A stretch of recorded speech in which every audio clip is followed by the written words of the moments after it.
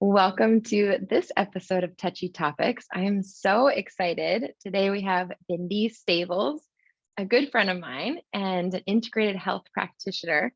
Bindi is just one of the kindest and wisest people I know. So I'm so excited for you to receive some of her medicine today. Welcome, Bindi.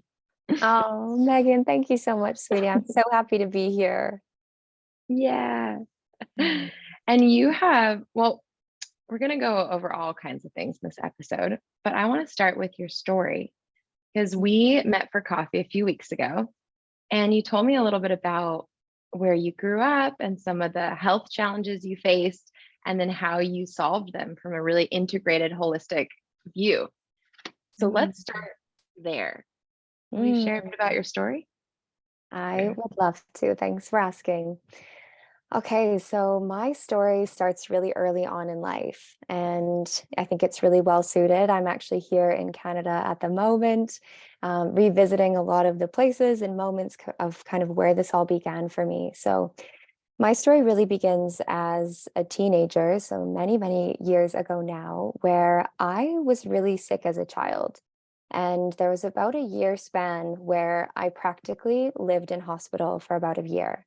And naturally, in that time, I missed a lot of school and a lot of life. And what I was experiencing at that time was the main thing that I was experiencing was seizures, like epileptic seizures every single day, amongst so many other health issues. But the main thing was, yeah, I was having blackouts and seizures every single day. And for about the span of a year, I kind of went in and out of so many doctor's appointments and hospitals and this specialist and that specialist, each one with different tests and exams and this blood work and that blood work. And the biggest frustration in all of this is that clearly there was something wrong, as in I was collapsing and having seizures almost every single day for a year. And every doctor that I went to practically would say, "We can't find anything wrong with you. Your labs look normal," or "We can't figure it Wow. out," which was kind of intense. And so it was about a year in and out of hospital and trying all kinds of things. And every time that I would leave the doctor's office, I would leave with nothing other than, "Here's another bottle of pills, try this antidepressant, try this, anti-anxiety pill.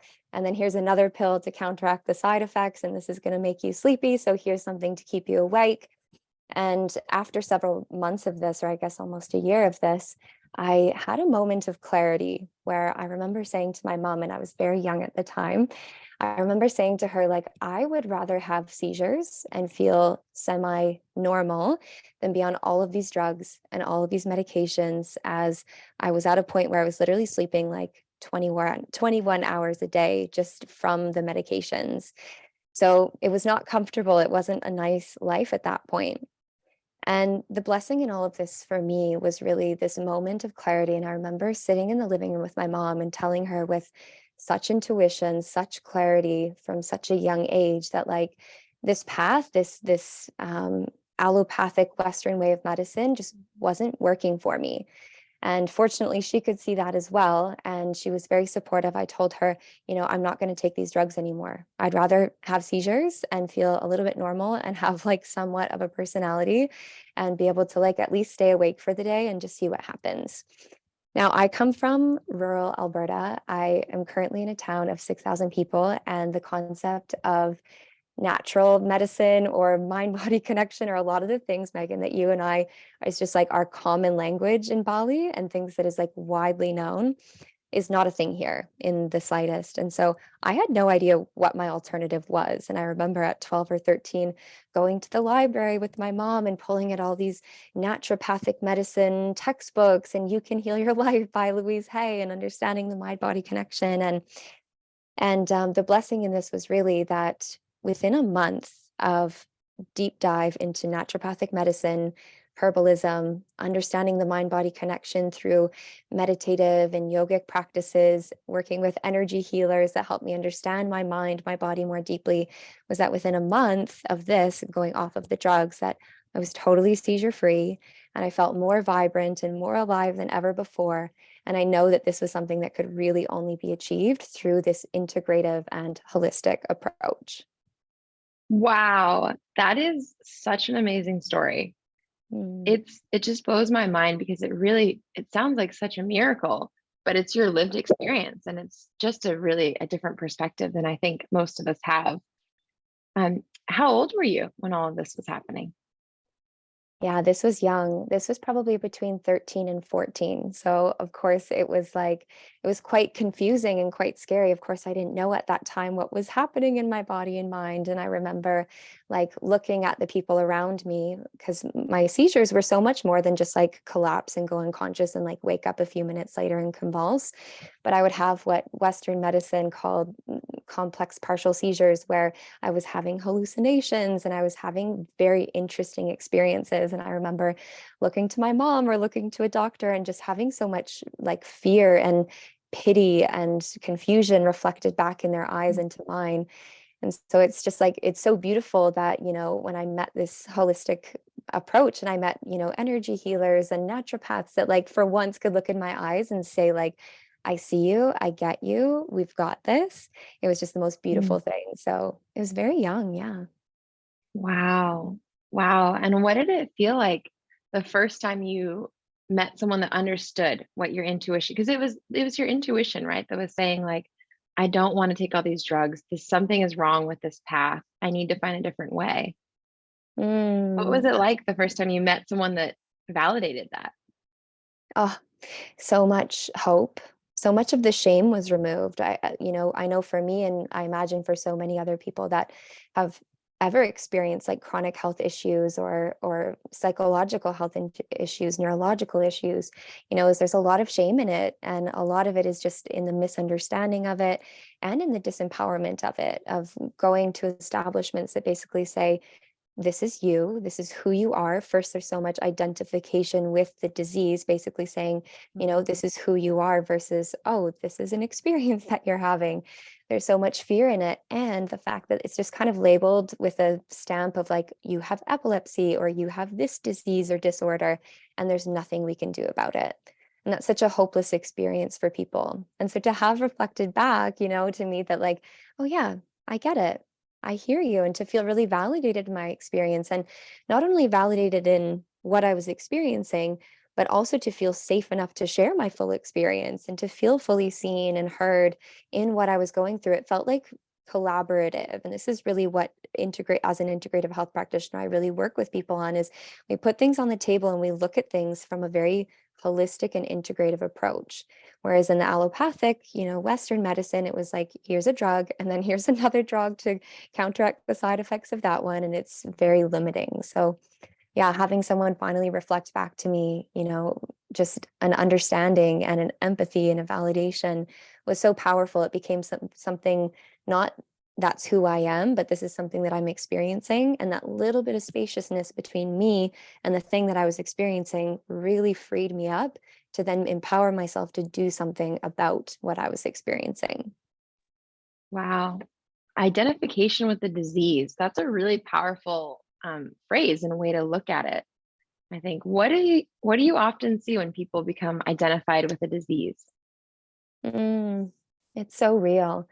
And I think it's in every realm, right? Like, of course, it's with our health, but people do this in their relationships. They do this with their money story. They do this in their business. Is like, as soon as there's such a fixed belief that when we repeat a fixed belief so many times, like, I'm sick, I'm unwell, or I'll never find a partner, or I'll always be in debt, or I can't start my own business, that fixed belief, when we think it enough, becomes our identity.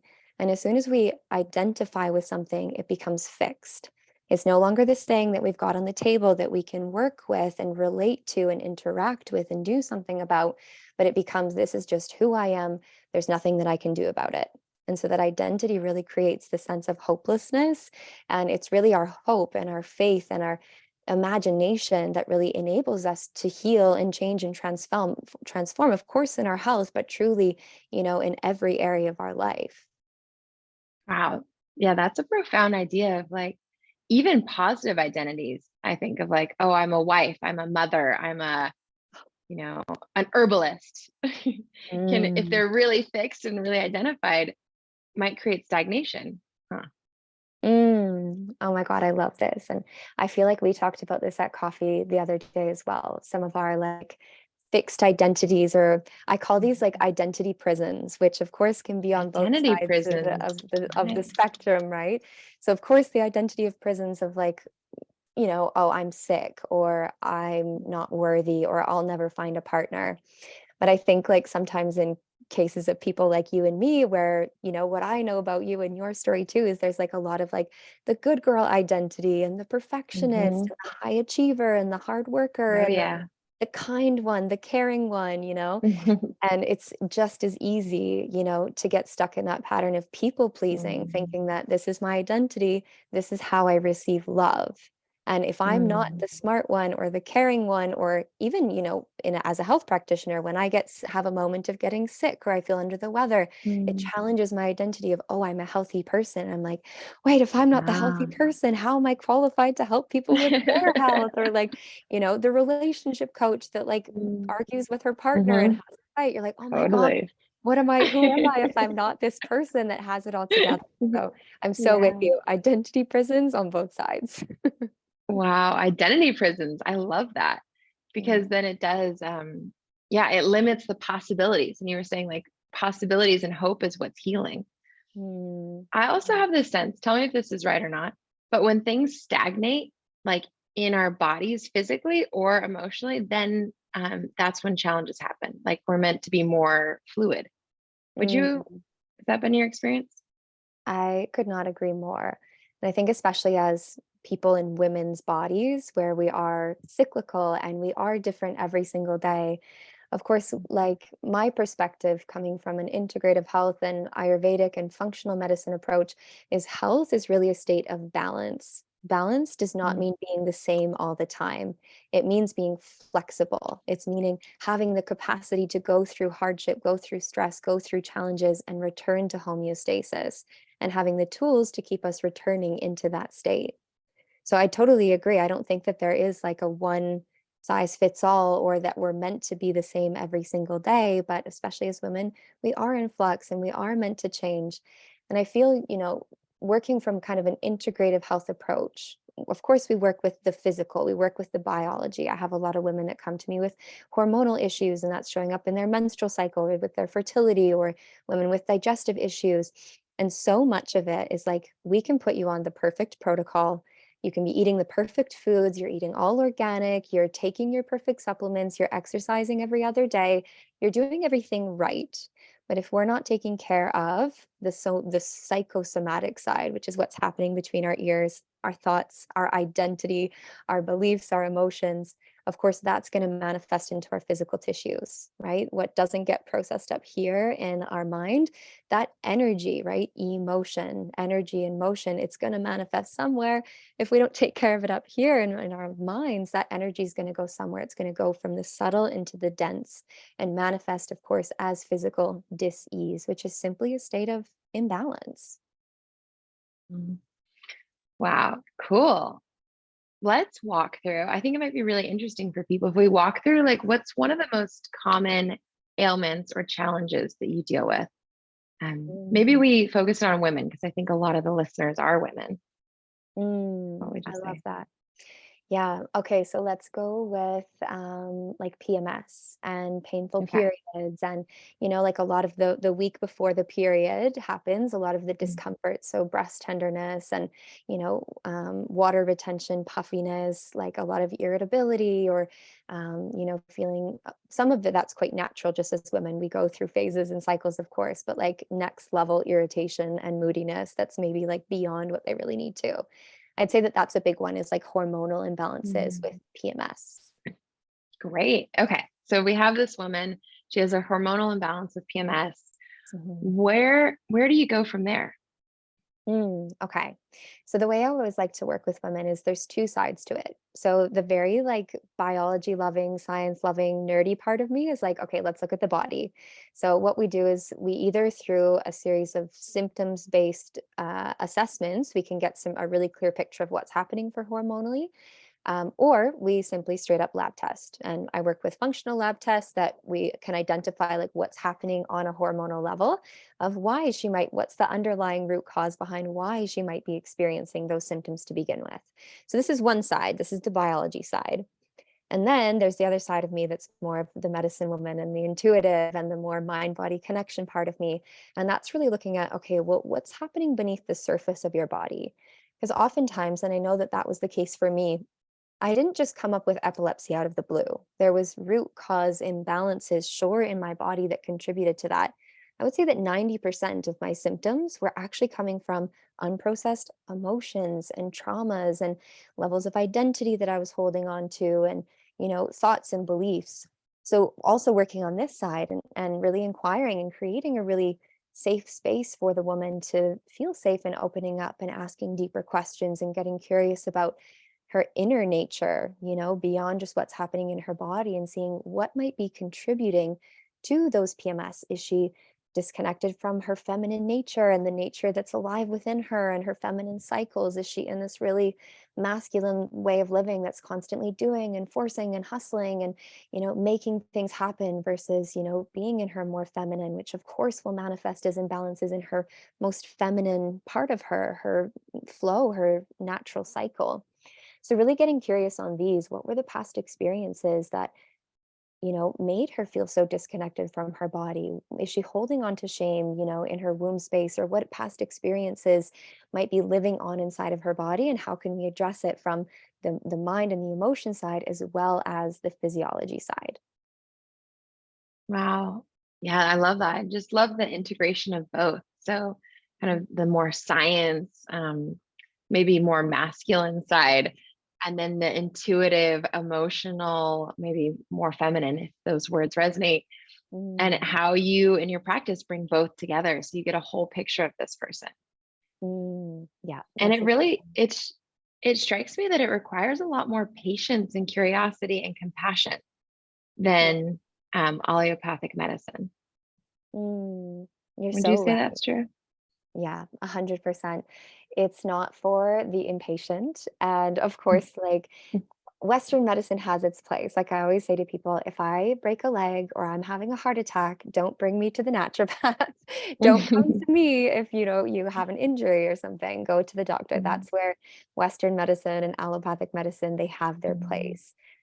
mm, However, for true health, which is a state of balance, and for me, health is so much more than just like having normal labs. It's about feeling vibrant, longevity, mm, vitality, feeling zest for life, having an abundance of energy, feeling amazing in your body, feeling confident, feeling aligned, feeling in tune with the nature that lives within you. And so, of course, there's the balance of the two. And yeah, it's while of course we want to see results for people as soon as possible and we want to relieve symptoms for people as soon as possible. mm, What we don't want to do is think that, okay, taking a pill or, taking something mm, immediately is going to shift things right in the moment. mm. So cool. And I can imagine too, if I think about this woman, say who's over in her masculine, like overworking, over doing a lot more, pushing, striving, and then she feels imbalanced in her feminine, that it might take some time for her to come more into balance, but that it might last longer than if she, went on birth control pills to alleviate symptoms or took Advil every time or did something that might seem quicker in the moment. Mm, you're so Mm, right. Absolutely. And even that mindset is so left brain and masculine and achievement oriented and push versus understanding that mm, nature takes her time and nature doesn't rush. And mm, a woman's body is a manifestation of nature. And everything that happens out there in terms of the seasons and the moon cycle and so much of nature's expressions outside of us are simply a mirror for the cycles and the feminine nature that lives within us. And it mm, does, it can take time. And that's not to say like I always say like within the first month we should be very clear with the mind body connection practices and the functional medicine protocols and all of this. We should be very clear within the first month, that we're making progress and we're moving in the right direction. But for sure it can take time. And you're absolutely right. There's such a thing out there when it comes to women's health and hormones. And I know for me and so many other women, especially like in our teenage years when we first got our periods, there was so much like, oh, you're uncomfortable, here's the pill. And just like Mhm. from 14 years old, everybody's prescribed this pill to just take away their pain, which ultimately takes them away from their feminine nature and all of the magic and all of the health benefits as well that come from having a cycle and going through ovulation and having a period. So I'm so with you on that, absolutely. Yeah, I would love to hear more about that actually. Can you speak more about the pill and what you see, what the impact is that you see of it? Yeah, absolutely. So a lot of women actually nowadays, they're in their late 20s, they're in their 30s, they've probably been on the pill for most of their life or some form of birth control naturally. They'll often come to That me at was this my stage story. like, oh, it's so real. Yeah. Yeah. And they come to A me like, decade on the oh, pill. oh, most women, you wouldn't believe how Yeah. many women I work with that have been on, some sort of artificial birth control since they're a teenager because they went in, they said, "Oh, I'm having such painful periods." And the doctor, like, with compassion, I'm sure, let's relieve you of that pain. But what happens Yeah. is, and it really depends on the form of birth control that you're on, but most forms of uh, artificial birth control. Of course, there's natural birth control and, fertility awareness method and all these other things that we might talk about as well. But in this more allopathic way, often what it does is suppresses ovulation. And this can be great, right? It kind of tricks your body into thinking that you're either pregnant or in menopause, and so you don't ovulate. And that can be great for, of course, birth control. However, what we miss is the benefits actually of ovulating. So when women have a period, let's say that they're on birth control, whatever form that is, when they bleed, this isn't a period. This is what we call a withdrawal bleed. It's not a proper menstruation because there was no proper ovulation. Menstruation is only an event that will happen if we actually ovulate. And what a lot of these birth control pills do is they suppress ovulation. They trick your body into thinking that you're pregnant so that you don't ovulate because that was already achieved, our body thinks. And we're missing out on a lot of the benefits, which is, of course, benefits for our metabolism, our immune system, our cardiovascular health, our digestive health, all of this. And so we forget that as women and as beings of nature, that we're designed to have these different cycles, and that's what keeps our body in balance.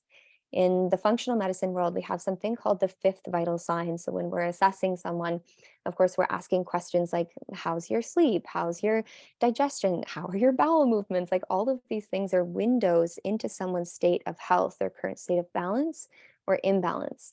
And the fifth vital sign for women that we have is our periods. So, how's our period? How's our ovulation? Are we having any premenstrual symptoms or discomforts? And all of this really gives us a clear window, of course, into her fertility and her menstrual health, but also as a window into her entire health overall. That is so interesting. I really relate to this. I remember being a teenager and going to the gynecologist. And I think I had like some acne and I wanted a good form of birth control. And so they're like, okay, yeah, just go on the pill. And so I just went on the pill from 15 to 25. And then somewhere around 25, I was like, wait, I don't even know what I'm like without this pill. And I had done some reading that said the types of people you choose are different when you're on birth control versus when you're not. Like you literally choose different mates. And um, and there's so many aspects. And so but I was nervous to go off the pill because I didn't want to break out and get pimples and I didn't have an alternative for birth control. So yeah, I just would love for you to speak to a little bit of what you see with women that have been on the pill for a long time and like, what is it like for them when they go off the pill? Mm. Yeah, absolutely. And thanks so much for sharing your story with it as well. I feel like so many people can relate to that and connect to that. Is that's like that's the standard story that I hear, Megan. It's like, oh, I was 14, having some acne or having some painful periods. The doctor said, here's this. And then we kind of just like went on it and forgot about a possibility of any other way. And the thing is like with I remember like thinking back to sex ed when I was a teenager. It was like there was nothing. There was like, here's what to do with a tampon, right? And here's a banana, here's a condom, here's what to do. There was nothing about, wow, woman, your body's so cool. And you go through all these hormonal cycles. And this is like the For magic and real. the mystery behind your body. We didn't get Yeah. that whole memo. And so we were taught, Yeah. your period is a curse. And it's just this messy, Right. painful thing that comes up for us every single month. And we're kind of just taught from the time that we're young that this is like a bad thing and something to avoid. And that we Mm, can, if you have sex, you're going to get pregnant any day of the month. So you have to go on this thing. So first of right. all, so common, so natural. And there is so many alternatives, Mm, natural alternatives that really empower us to become aware of our body and to understand ourselves more deeply. mm, And sure, have birth control, or like whether it's for like preventing pregnancy or encouraging pregnancy, we can really empower ourselves in so many ways. So the main things that people may experience coming off the pill, and there's so much that we can do to minimize this. If a woman knows that she's coming off the pill or she's coming off birth control, we'd want to start working like a couple months in advance to prepare her body to come off the pill in a way that won't have so many side effects, and her body's not going to be in mm. this state of like confusion after like 10 years, of being on something, where it's kind of like whiplash for her with her system. So she might experience, like you said, she might have a return of acne, she might have painful periods, she might have an increase in PMS symptoms or moodiness, she might notice some changes in every system of her body, her metabolism, she might experience weight gain or loss. A lot of that can be minimized by doing a few key things before she comes off the pill to minimize that. And then it takes a few months after for her body to rebalance itself. Wow. It's really interesting because if we look at it through like a feminist lens, the pill was celebrated as this huge feminist breakthrough, right? Because finally women were in control of their fertility and didn't have to have children if they wanted to have sex. And now it's almost like there's this swing back of questioning that quick fix or that approach back to like, well, what are we losing when we gain more control over our fertility in this way? Yeah, I'm so Yeah. with you. Absolutely. And in celebration of that, absolutely, of women having more, autonomy over their body and having more right to choose and having more empowerment and control over their fertility and, their right to choose to bear children or not. And so I'm in full celebration of this and in recognition of its limitations. And of course, like in one way, how empowering to have something that we can take to have that level of control over our bodies. And second, how disempowering it can be as well to have a substance that controls our body when our body naturally does this on its own.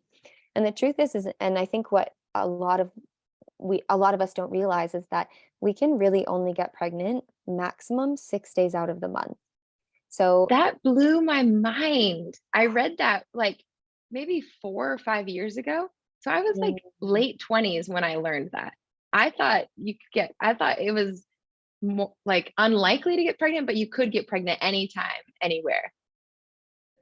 it's pretty funny actually. And of course it's like it's fear and okay, maybe like sex ed time and like when you're really young, of course, maybe you don't want to get pregnant when you're a young teenager, and so of course there's going to be like some elements of fear in there. And of course, let's recognize too, when we're quite young and our hormonal cycle is like just starting, it does take a few months, even maybe a year or two, for her cycle to enter into a point where it is balanced, and it is a 28-day cycle. When girls are quite young, they might have a really long extended cycle, and so it's hard to pinpoint exactly for her where her ovulation is. But even that, like if you have a regular cycle, there's maximum 6 days. The event of ovulation is only 24 to max 48 hours. Like the actual egg leaving the ovary and where it's available for fertilization, 24 hours. But the caveat is that sperm can live inside of the body, right, for 6 days. So if, 6 days before ovulation, you made love and, you were ejaculated inside of, and of course, there can be 6 days that it can survive inside, ovulation happens, and you can fall pregnant. So, but really like 6 days, and there's so much that you can do during that time, to prevent pregnancy or whatever way you want to go. If you're trying to conceive, of course, to use that window of opportunity. But if you're trying to prevent pregnancy, to simply avoid or use barrier methods or, so many other possibilities to prevent pregnancy. Wow. Yeah, I remember when I learned this fact, actually sharing it with my partner at the time, and he was like, "No way." He had no idea because he had also grown up with this kind of fear as a teenager of like, "Oh my God, she can get pregnant in if I do anything," basically. And there is so much, I think, fear around teen pregnancy and a real lack of understanding and distrust of the feminine body. So, okay, so you can only get pregnant 6 days of the month. What kinds of natural birth controls do you recommend? Yeah, absolutely. So my favorite and what I've been using my entire life. It's so funny because I'm actually a person who's never been on birth control. I think I'm the only person that What? I know. Yeah, I know it's super funny. Wow. But remember, like I was sick from quite a young age. And of course, like That's 12, true. 13, 14. The idea, once I like learned this other way of living, I was actually scared. Like I was Huh. scared to go on pills again because I saw how much damage it did. And that's not the right mindset. Like everybody has to do for them what they feel intuitively called towards. And like all for supporting, what your doctor has advised to you. However, I'm like that one weird person that just like has never been on that. So my entire life I've only ever used and it's been very, very successful. It has like, I think it's a 99, no, 98 point something percent effectiveness rate, the fertility awareness method or Mm. cycle syncing and understanding your window of fertility. And then either not having sex during that time or using barrier method, or there's, those are the most reliable. The only way that that doesn't work is one, we don't know the signs and symptoms of when we're actually ovulating, and we can maybe talk about how to know in the fertility awareness method, or we either just like fail to comply. Basically, like we end up having sex in that window, and then of course pregnancy can happen. So it's not an issue of effectiveness; it's like an issue of like following that, like compliance. I don't love that word, but I can't think of another one. So what we can do is the fertility awareness method. So cycle syncing. Every woman with a cycle should have an app. There's so many. What do you use, Megan? Do you have I an app use to use? Flow. I love Oh, Flow. okay. Yeah. And inside you, it shows you like ovulation and when you're going to menstruate next. Is that right? Yeah, it's great because I can log in my periods and you can log in all kinds of symptoms too. So I log in like um, the vaginal discharge. I hate that word. Mm. Log in the wetness around my pussy. Juiciness. Um, the juiciness, that's a much better word. I'm like vaginal discharge. Sounds so gross. But So true. anyway, on the app, you can log in like the texture of your discharge that day. And then it predicts out. So like I can see from like 6 months out when I'm going to be on my period, when I'm going to be ovulating, which is great because then I can plan things around it. Like I can plan business launches and trips and stuff around my cycle. So yeah, I love Flow. It's the best. And that's such a great place to start for women. Like one, just to have awareness of your cycle, to be able to know in any given day, okay, where am I? What phase of my menstrual cycle am I at? Because of course, our most I know I used to associate my menstrual cycle with my period, but what not we don't always realize is that our menstrual cycle or our entire hormonal cycle is a 28-day event. It's not just the days that you're bleeding, you go through the four different phases. So using something like an app, as you mentioned, the Flow app, for example, can be really empowering just to help us understand a little bit more a little better where we're at in our cycle and when a possible window of ovulation is. Now, it's not 100%, of course, because an app can't tell like our physiological signs. It can guess and it can calculate based on previous cycles when you might be based on your average cycle length. So it's a step in the right direction for sure. But if somebody wanted like a very like this is my birth control methodology, they'd want to focus on a few other things. So another sign is, as you mentioned, the discharge or the like the cervical mucus. So um, maybe if your listeners, maybe they've heard of this before, maybe they're like, what are you talking about, discharge and all of this? So basically at ovulation, what women will notice is an increase in this cervical fluid or this discharge, and it's like an egg white consistency. And you might notice through different phases of your cycle that when you go to the bathroom and you wipe, it's like more slippery than usual. And of course, that can be due to arousal, but it can also be a sign of ovulation. The only telltale sign that you're ovulating is a rise in your luteinizing hormone, followed by a rise in progesterone.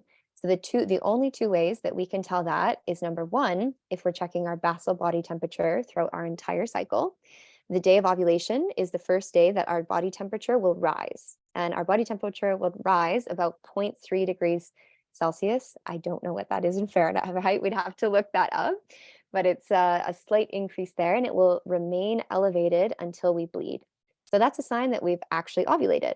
Not all women ovulate. You might have a period, but it's not a period, it's a withdrawal period unless we've ovulated about 2 weeks prior. So that we either check our temperature every single morning and we watch for a spike in our body temperature, means okay, we've ovulated, right? We're going to wait the 6 days around that period if we're trying to avoid pregnancy, or we're going to go at it if we're trying to conceive during that time. And then the only other way that we can tell is if we were to test our luteinizing hormone at that time. So either peeing on a stick or some sort of hormone based test, which isn't so practical. So I usually recommend the temperature method. Amazing. It's so empowering, I think, to have this information. I don't know how I got to be almost 30 and I didn't know this about my body, but I think a lot of women can relate. And I hope and listeners are getting some good nuggets because it's just not common knowledge. This information around our cycles and the importance of our cycles and how to track and how to have decision making over our fertility that's not using chemicals. I remember when I went off birth control, I thought, okay, well, now I need a different chemical. Is it neem oil? Is it something else? Is it, but then I also read the fifth vital sign, the red tent. Went down a deep rabbit hole around menstrual cycles and learned about the ovulation and the temperature changes. And it's just so empowering to know this and to have this information. And I laugh because you and I, last time we sat down for coffee, within 5 minutes, I was like, oh yeah, I'm on like day 28. So I'm feeling kind of like emotional and raw. And you're like, yeah, I'm on day 8. So I'm feeling really social. It's beautiful and it's so Yeah. real. And you shared something earlier in our conversation here on, okay, being able to track months in advance where you're at in your cycle. So if you're planning things with work or your wedding coming up, you can be strategic to know, okay, I'm probably going to want to be in a certain phase in my cycle where I am more social, I am more extroverted. And of course, as women, we go through these different phases and cycles. And something that's blown my mind is this latest research on women's fertility and women's menstrual cycle, and how our neurochemistry, our brains change up to 25 freaking percent throughout our menstrual cycle. So What? doesn't this That's blow your mind? huge. Yes. 25%. It's a huge change. So we are not Wow. the same every single day. Of course, our Mm. partners, like the men in our lives, they are hormonally identical every single day.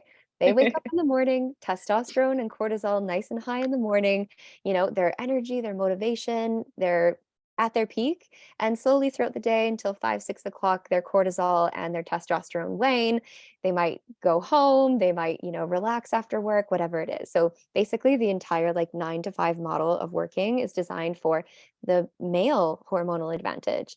Whereas women, we have this whole other clock. We have, of course, our circadian rhythm, which is our 24-hour hormonal cycle that all of our cells and body systems run off of, which is the same as men. But we have this second cycle called the infradian rhythm, where we go through an entire 28-ish day cycle for most women, and we go through 4 phases. So every single week, neurologically and physiologically and emotionally and spiritually, I would even say, we're a brand new woman each week because of these shifts in our cycle. Mm, gosh, can you imagine a world that knew that and that aligned, say, their working schedules with women's cycles? Wouldn't that be amazing? Yeah, this is a total dream. And I see this more and more. Like, in Bali, for example, when I think of the women around me, and I can imagine you as well, so many women, this is becoming more mainstream. Women are empowering themselves with this knowledge, and they are starting to work in a different way. And I'm not an extremist to say like, okay, like right now I'm in my menstrual phase. And of course, the communication centers in my brain are most optimal for communication and interviews and things, let's say at ovulation. Right now I'm Mm, bleeding. And so of course that's not going to be that. It's not extreme as in what should I avoid in certain phases of my mm. cycle? Because a woman is badass and she can do anything at any time throughout her cycle. And yet, Mhm. understanding these hormonal rhythms, we might start to choose, when am I most optimal to do this? right? Mm. When am I most at my peak to do something communicative, for example, in ovulation, or something really analytical and really like analyzing data? Okay, during the luteal phase, right before your period, or the superpower or the neurochemistry power at menstruation is actually the left and the right hemispheres of our brain are in greatest communication. So, Mm. you know how so many feminine lineages and like ancient wisdom traditions, they've said women are at their most intuitive during their Right. bleed. And they were the wise women, and people would go to her when she was on her bleeding phase for insights and wisdom and like, where should the tribe move? Like, what's next? Because she's intuitive. Well, neuroscience has now just confirmed this intuition, as we just have such in sync the left and right hemispheres. So our logic, our masculine, our linear, our analytical is in greatest communication and balance at that time with our emotional, our right brain, our creative, our artistic. So we're most honest about how we feel about something at that time. We can call that intuition. Wow. Most honest with how something feels at that time. That's a beautiful way to describe that feeling, because I know when I'm menstruating, it's like things feel very clear. It's like this feels Mm, on, this does not feel right. I need this needs to shift. This is what I want next. And it mm, makes sense if I didn't know the neuroscience, but it makes sense if both hemispheres of your brain are in more connection and communicating more, that mm, it would create more clarity. it's Yeah. fascinating. This is something that I feel like, we call it like period brain, where of course there can be, we can have like a little bit more, we're more sensitive at that time as well. Mm. Imagine both hemispheres of your brain in such communication. It can feel really intuitive. It can also feel confusing, right? For your left brain to Mm. be saying one thing and your emotional brain to be saying another. Mm. Our job as women is to kind of decode that and to trust this like inner knowing that happens somewhere in the middle Mm. between the two, and to lean into that clarity. But what I really love for women to know is like there is superpowers behind your period, and your brain is lit up for intuition and, understanding where you're at in life and how you feel about things, and planting seeds at that time, to take action on throughout the rest of your cycle. So rewiring this like, oh, this curse and this horrible thing and this painful inconvenience in our life into something that's really empowering and powerful. Wow. It's such a 180-degree flip from the typical narrative around her period.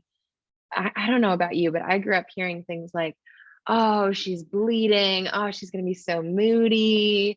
Oh my gosh, it's such an inconvenience. It might even be like dirty. So there's all this like negative shame talk that I grew up in, whether explicit or just implicit in like, having to hide taking a tampon to the bathroom. That's just like an implicit shame.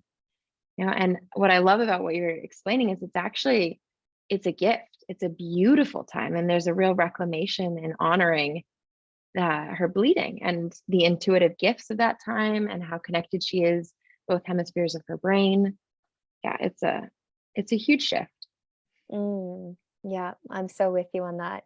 And I'm imagining a world where this was mainstream and where this was Yeah. honored, and where a woman, wasn't kind of like bound to the 9 to 5 clock, which she can rock, if that's her thing. And if she wants that, that's amazing. And where that's not like the requirement, that there is another way, that, we can sync up our life and our, responsibilities and motherhood and work and relationships and our social life in a way that we can be at our best, we can be at our peak, because we're honoring the different phases and different parts of our cycle. And, Mm. as you mentioned, when we met for coffee, you're like, oh, I'm in my luteal phase, I'm before my bleed. And, I was closer to ovulation, and really honoring that we were in different spaces, and we could still have the Hmm. most amazing time and this, but really understanding, like, I know for me, the week before my period, I'm not as social. And I always used to be so confused. I'm like, one week I feel so extroverted and I want to be around everyone and I want to try new things and go new places. And, my partner will want to take me out on a date to this like new thing. And then the next week I'm like, no, I just want to be home. I don't want to see anyone. And I used to think that that was like wrong, or I had some like mental Mm. illness going on where I was just like bipolar. no, you're not bipolar, you're just a woman and you're meant to go through different phases. Like how beautiful that your body is designed in such a way for balance, where half of your cycle, your neurochemistry is programmed to be extroverted, to be social, to be a leader, to be, in your giving state. And half of our cycle, we're neurologically programmed to be inward, to be self-focused, to be nourishing ourselves in a different way. So beautiful. Wow. Yeah, it is. It's profound to realize this. I started talking about it a lot with my husband James, and once he like really he knew it, but once he really felt it and saw the shifts in me month after month, he was like, "Oh my gosh, it's like taking the red pill in the Matrix. Like everything makes sense now about women." He's like, "I was so confused before why one week I'm brilliant and she's in love with me and can't get enough of me, and the next week it's like all my jokes are falling flat and all she wants is like gentle cuddle." And he's So like, "I real. used to take it personally, but now I'm like, no, there's just different phases. I'm actually married to 4 different women. So that's exciting." Ooh, I like that. I'm married to 4 different women, and that's how it feels. And somehow you're married to 4 different men because who you are in each phase changes and what That's you right. need and what you desire and like what we see in our partners in the different phases Mm, really changes too. So I'm imagining this world, right, where women are so in tune with this and we can bring this knowledge, of course, into our hormone health and our, period health, but also into optimizing our relationships, knowing that there's going to be certain days throughout your cycle where you're really turned on and like high libido and like your sex drive is super high. There's going to be times where you don't really want to be touched, and that's not wrong, that's not bad, but understanding that we can be more inviting and asking for what we know that we need, or mm. asking for different dates. I know that, during ovulation, I'm like, yeah, let's go paragliding. Sure, I want to do amazing things and go to new places. And before my bleed, I'm like, I don't want to go to a new restaurant. I want to go somewhere where I know and I want to order the same thing, or I want to order in. I just don't want anything out of my comfort zone. I don't want to see anyone. I just want to be by myself. Mm, And that's a wonderful thing. yeah, totally. And that how empowering to know that about yourself and to even expect it, to start to be like, I'm going into ovulation week. I'm planning a bunch of social things this week because I know that that's what I'm going to be craving more of. So, Mm, it's so yeah, true. so cool. What's been the biggest insight for you in the 4 different phases of your cycle? And what's something that you've optimized Mm. in your life with that? Oh, um, I think, well, socializing has definitely been a big thing. I Mm, notice if I don't plan things around ovulation, I'll start to be like, "Oh, where are all my friends?" and feel like sad. Versus if I plan too many social things like in luteal phase, I'll get like overwhelmed. Like, oh, I'm so tired. Whoa. So that's been a big one. Work and my changing energy states. I also notice in work where I'll think something is a really great idea for the first 2 weeks of my cycle. I'll be like, yes, let's launch all the programs. I'm going to do 7 retreats this year. I'm going to do 10 programs. It's going to be amazing. And the second 2 weeks, I am like, oh God, what did I commit to? I need to cut away things. I need to let go of things. So now I kind of know how to ride my waves of inspiration and elimination and to have a little more temperance with my inspiration so that there's a yeah, and also to appreciate, like just like a tree, it blooms a lot and then you might prune back some branches, but it's both seasons are needed. So, so what true. about you? Mm, I What feel have you like optimized? every single area of life has like been so uplifted and optimized, literally from, like you said, from work and business. I did the exact same thing. It's so cute how we are in ovulation. We have so much energy and so much radiance and magnetism, and everything feels so good. When I was starting up my podcast, I even told this to you. I think we were out for lunch or something one day, and I was in the process of starting up my podcast. I was like, I think I'm going to record 3 episodes a week. And I was Oh so yeah. excited. did. So I excited and remember. inspired. And I'm like, because of course, ovulation, the communication centers of our brain are so lit up. And it was just like flowing all of this like knowledge and insights and like downloads. And then a week later in my luteal, I'm like, oh, right. This is why we don't make long-term decisions in ovulation that are permanent. Totally. 'Cause, right. We don't feel this way every single week. So it's very true. Right. Like you said, every area of life from my relationship and the dates that I go on Mm, and intimacy, what I need and what I ask for, to what I eat. I change my mm, nutrition and my diet every week in a way that really supports me hormonally and keeps me at my best. So truly mm. every area of life has just gotten better from cycle syncing and aligning things to how I'm feeling hormonally. Gosh, I feel like we could talk about this forever.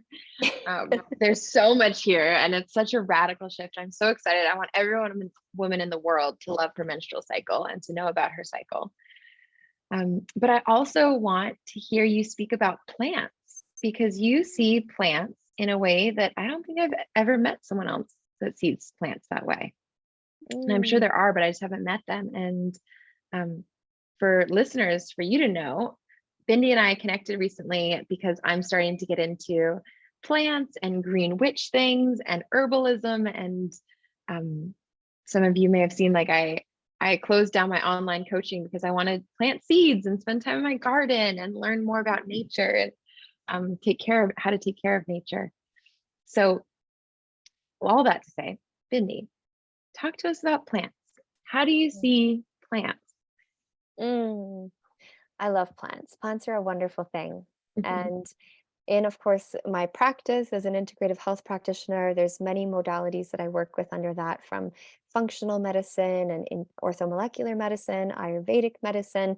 And one of the modalities that I work with is herbalism, or the use of plants as medicine and phytochemicals from plants and their therapeutic properties.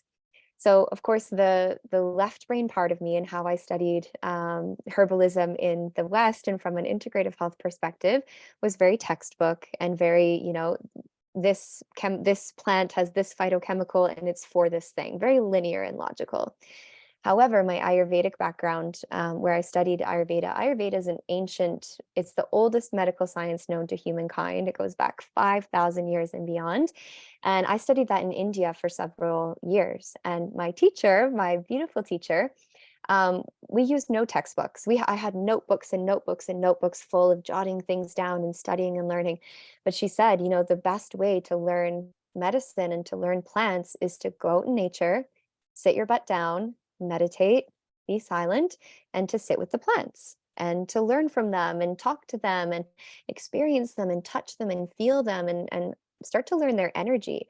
So it's a bit more esoteric, right? Of course, I love the science background and I love, okay, all of the research and data that we have on the benefits of, turmeric and its phytochemical curcumin for fighting cancer and reducing inflammation in the body.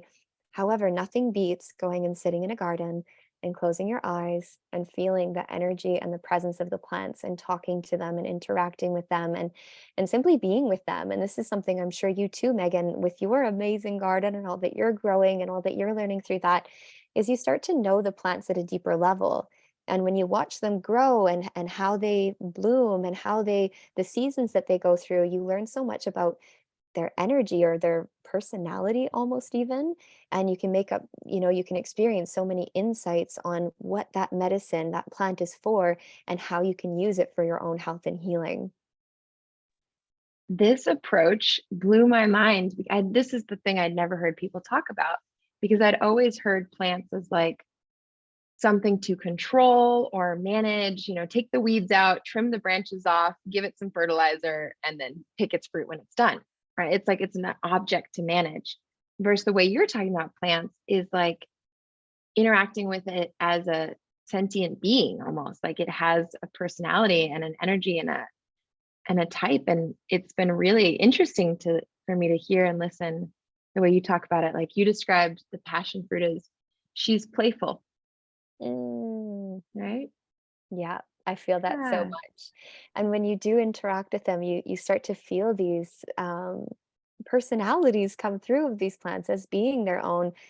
expression of life, and that she has her own resilience and she has her own desire to bloom and her own timing, and like you can't rush it. And something that I love so much and that I really learned in India is like we didn't have farms. We didn't, you know, how in Western agriculture there's lines and rows and grids. And like you said, it's very structured and masculine, and it's kind of overpowering nature to do what we want it to do. Whereas in India, we'd go to the forest, we'd go to the jungle, and we would see how nature expressed herself and what grew naturally where, and where was nature in her most natural state. And why did this plant want to grow beside the pond? And what did that mean, right? What does that mean for the water element that lives inside of us? And how can this plant that grows beside the water affect, you know, the water inside of us? So one of the biggest teachings was that nature is a macrocosm, a universe mirroring the universe of nature that happens within us. And this is what Ayurveda really speaks to, is that in nature, nature's made up of the five elements of earth, air, fire, water, and space. And inside of us, we have these five elements. And if we can understand the nature around us and how nature expresses herself, we can understand a lot easier the nature happening within us and how to influence these elements to create a certain state of health or well-being. Wow, it's so beautiful the way you describe that. And it really touches me because I think the way we look at nature is the way we look at the feminine. And so in farming, you know, how do we objectify, control, make her do what we want her to do? Nature is also the way we look at the feminine, right? Or the way we look at our menstrual cycle. Take this pill so that it's controlled and does what we want you to do so you don't get pregnant. Versus the way you talk about plants is like, let's honor the way she is and learn from it and see what we can discover. And oh my gosh, it almost makes me teary-eyed as we talk about this because it's more, so much more reverence for the wisdom of feminine and nature and these plants and our cycles. That's profound. Oh, I love to hear your insight in this and your connection of the women, like the feminine and a woman's body and her cycle and the seasons of nature and the expression of nature. And I couldn't agree with you more. It's the most beautiful and powerful thing when we allow the feminine to be in her most natural state. And when she is, and when she has the full space to be raw, to be in her feminine, to express herself fully, that's when she bears fruit. That's when she blooms. That's when she is in her most beautiful and medicinal and therapeutic and generous state, right? Is when she is in balance and has space for her. And she's resilient. Of course, the feminine in a woman's body, in her cycle, in the feminine at large, in nature. Like I look outside of my house and literally I cut open a papaya one day and there's all the black seeds inside, which are highly medicinal, by the way, and anti-parasitic, and they taste like black pepper. Everyone should try them. But literally what I did is I just wanted to compost my scraps and I literally threw it over the wall into the jungle. And I kid you not, 3 months later, there's a massive papaya tree that is blooming Wow. all of her fruits. And this is the intelligence of nature, right? Is like she's designed to thrive. We as women are designed to thrive if only we gave ourselves the right conditions to fully bloom and fully express ourselves. Wow. Well, that feels like a really nice kind of wrap up actually of this conversation. And I think that if there were a thesis for this podcast episode, I think you just summarized it of like the connection between nature, the feminine, our cycle, honoring the wisdom of the feminine and the nature outside of us and the nature inside of us. Yeah. I love that. That's such So a beautiful summary. Thanks for sharing that. yeah, thank you. This has been such an amazing podcast episode. I'm so excited for people to listen to this and to get your wisdom and really the way you integrate the science and the practical or the logical, not the practical, the science and the logical, as well as the intuitive and the felt sense. Yeah, it's a real skill. Thank you for saying So, that, sweetie. yeah, I like to end the podcast by leaving our listeners with a question, something for them to ponder and mull on from this episode. What Mm, would you want to leave people with? mm. I feel like it's how can you honor the nature within you? How can you honor the nature within you, your own feminine cycles, your own intuition, your own expression, your innate expression of health and healing that lives within you? And how can you see that in the world around you? What's the connection? Do something about this. How can you connect more deeply to the nature within you? Beautiful. Amazing. Well, thank you so much, Bindi. I'm going to put links below for people to get in touch with you. And if for anyone listening, send us a note. I'd love to hear from you. I'll put Bindi's Instagram as well. Send us a note about what you got. It would be great to know what your takeaway was. Thank you Okay. so much, Megan. The best to connect with you today. Thank So grateful. you. You too. Me too.